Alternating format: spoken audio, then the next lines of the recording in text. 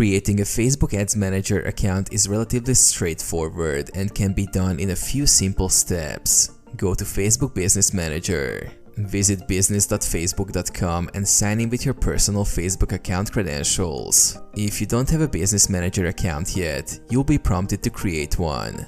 Set up Business Manager. Follow the on-screen prompts to set up your Business Manager account. You'll need to provide details about your business, such as its name and business email address. Access Ads Manager. Once your Business Manager account is set up, navigate to the Business Settings menu and select Ads Manager from the drop-down menu.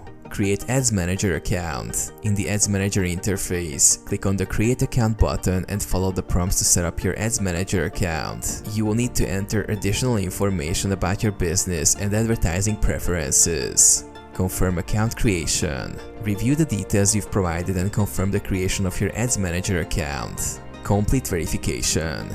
Depending on your location and business type, you may need to complete additional verification steps to confirm your identity and business details.